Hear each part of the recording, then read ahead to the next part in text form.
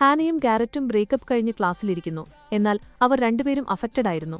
പിന്നെ പാർട്ട് ടൈമിന് പോകുന്ന ഹാന അവിടെ വെച്ച് അവളുടെ കോളേജിലുള്ളവർ അവളോട് മിണ്ടുന്നില്ല. അപ്പോഴാണ് അവൾ അറിയുന്നത് അവളോട് ആര് സംസാരിച്ചാലും ഗാരറ്റ് അവരെ ഇടിക്കുമെന്ന് പറഞ്ഞിട്ടുണ്ട് എന്ന്. പിന്നെ ഹാന ഗാരറ്റിന്റെ അടുത്ത് പോകുന്നു. എന്നാൽ അതൊന്നും ഗാരറ്റിന് അറിയില്ലായിരുന്നു. എന്നാൽ അതറിയുമ്പോൾ ഗാരറ്റിന് വലിയ പ്രശ്നമൊന്നുമില്ല എന്ന് ഹാന മനസ്സിലാക്കുന്നു. ഗാരറ്റ് അവിടുന്ന് ആരോന്റെ ഇഷ്യൂ കൊണ്ട് ക്വസ്റ്റ്യനിങ്ങിന് പോകുന്നു. അവിടെ വെച്ച് അവരുടെ പോയിന്റ്സ് 0 ആക്കി ഡിക്ലെയർ ചെയ്തു. പിന്നെ ആലി ഡീനിനെ കാണാൻ പോകുന്നു. അവിടെ വെച്ച് അവർ ഇത് സീരിയസ് റിലേഷൻ ആകാതിരിക്കാൻ പ്രിക്കോഷൻസ് എടുക്കുന്നു. അടുത്ത ദിവസം ഹാന എല്ലാ കാര്യവും ആലിയോട് തുറന്നു പറഞ്ഞു. എന്നാൽ ആലിക്കെല്ലാം അറിയാമായിരുന്നു. പിന്നെ ഹാന ഗാരറ്റിന്റെ അടുത്ത് പോകുന്നു. അവിടെ വെച്ച് അവൻ ഹോക്കി ക്വിറ്റ് ചെയ്യാൻ പോകുന്നു എന്നറിയുന്നു. പിന്നെ ഗാരറ്റ് ലോഗൻ ഓട് സംസാരിക്കുന്നു. അവന്റെ അച്ഛന്റെ കാര്യവും അവനോട് പറയുന്നു. നെക്സ്റ്റ് ഡേ മാച്ചിന് മുൻപ് ഗാരറ്റ് ലോഗന് ടീം ക്യാപ്റ്റൻസി കൊടുക്കുന്നു.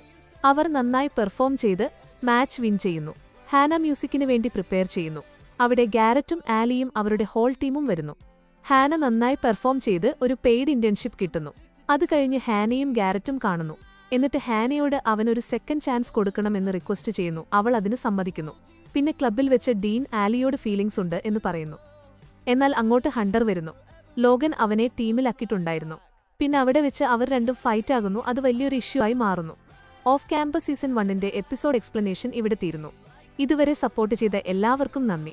അടുത്ത ഒരു അടിപൊളി സീരീസ് എക്സ്പ്ലനേഷനുമായി വീണ്ടും കാണാം. അതിനായി ചാനൽ സബ്സ്ക്രൈബ് ചെയ്യുക.